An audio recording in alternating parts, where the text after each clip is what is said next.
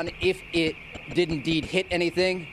But again, this is what the Israelis have been dealing with amid this incoming Iranian ballistic missile fire.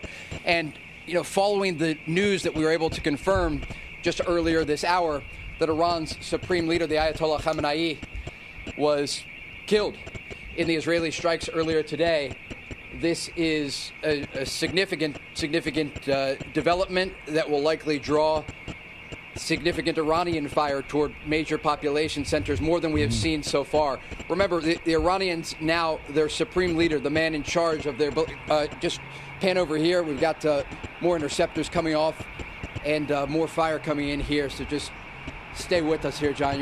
You see these trails, and there's another one coming off. There's a bunch of them here, so just take a little wide shot.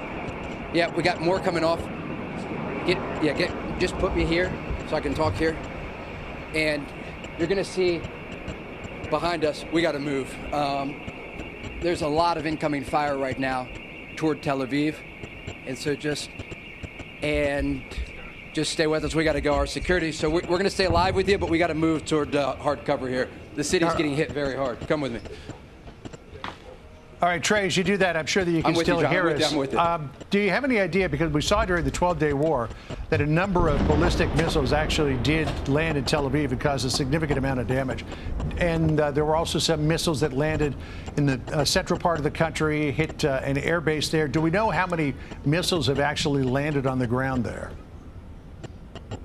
We don't. We know that earlier today, dozens of missiles were fired into Israel. This barrage is quite heavy. And again, the Iranians weren't necessarily firing everything that they could earlier today. They are a country that also prepares for war and prolonged campaigns. And so part of the reason that we've moved inside, and you see for the past 2.5 years, when we need to move, our security tells us this is the time to go, and we move right away in order to get to these protected areas.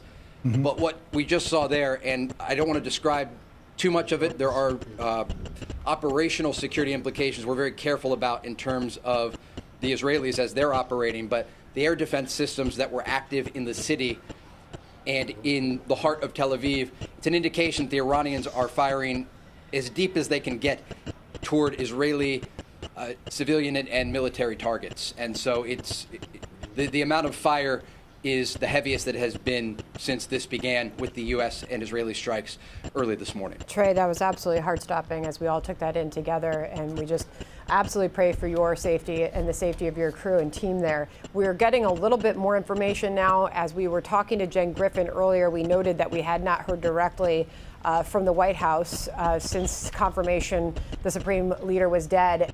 And now apparently President Trump has spoken to NBC News and said, quote, the people that make all the decisions, most of them are gone, he confirmed to another outlet. He said on the reports of the Supreme Leader's death, we feel that that is a correct story. And that would be the first that we've heard from President Trump since we learned of the Supreme Leader's death, Trey.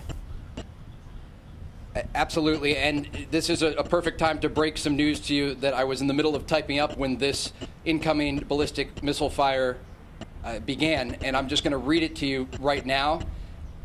Fox News has learned from a senior Israeli security official. Israel assesses that more than 40 senior Iranian security and regime figures were killed in strikes during the opening operation that Israel launched this morning with the United States against the Iranian regime. This official goes on to say this is one of the largest regime decapitation operations conducted in modern warfare history, and that Israeli intelligence managed to infiltrate the Iranian security echelon, making the strikes possible, this official explained.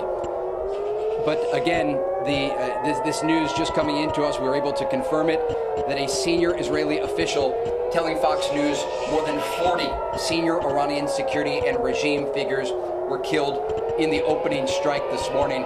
And John and Sandra, as you can hear on our phones here, and we're going to stay here. Our security is giving me the nod to stay here. Mm-hmm. Tel Aviv is under a significant attack right now. And again, this news breaking that Iran's supreme leader, the Ayatollah Khamenei, has been killed. We are now reporting exclusively that 40 senior regime figures were also killed in these strikes. The Iranians are going to try to target as much of Israel as possible, and that's exactly what is happening right now. Yeah, well, that's a big change from what we had heard earlier, that it was the Ayatollah and maybe 6 or 7 top Iranian leaders. I mean, if you took out 40, you basically decapitated the entire leadership. And what a coup for Israel that would be. As we were talking to Jane Griffin earlier, I mean, they're firing missiles now at the oil fields in Saudi Arabia. And I posited to her that this sounds like the last gasp of a regime that's crumbling. How's it being read there in Israel? Absolutely. Look, Israeli officials, we've been talking to them throughout the day and also before this began. They understand the complicated path ahead. A regime change is very challenging. And when you look at the way... If you're just joining us late or the events have already unfolded, the Ayatollah Khamenei has been killed during the initial airstrikes from Israel and the Tomahawk strikes from the United States, along with 40 other key leadership. It's just a matter of time before the people enter the street and take their country back, and Iran will be free. Way that the Iranian regime is set up, this is really important to discuss. It's a tiered structure, and Iran's supreme leader, according to reports, had already designated people who would take over if he were killed in the event of a war. And so there are people already ready to step into the shoes of the supreme leader and rule with the same iron fist. That also goes for Iran's IRGC, the Islamic Revolutionary Guard Corps, responsible for launching these ballistic missiles that we are covering right now. And so when you step back and look at the idea of regime change, officials here understand that this may be the ultimate goal of both the Americans and the Israelis. But it is a challenging path ahead. This war is not going to be over quickly. This could last for days, if not weeks.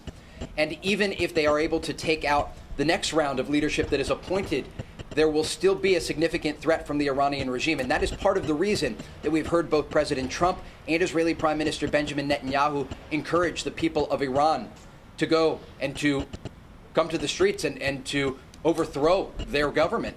And it's also the exact reason that we know the Israelis and the Americans are preparing for a prolonged campaign, understanding that this isn't going to simply be an easy thing to do. And while we're talking, John and Sandra here, I can feel my phone vibrating in my pocket. We have sources and, okay, so we can report right now that at least one impact site, a source is telling me, I don't want to give the location of that live on air, but there are impacts in Tel Aviv.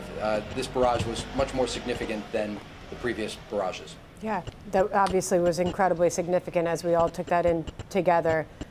Trey, we're being told the permanent rep for Israel to the UN is speaking right now. We'll give you a chance to catch your breath. Danny Danon is speaking right now. Let's see if we can catch some of that. To the brave soldiers of the US, the IDF, our Air Force, intelligence and security services,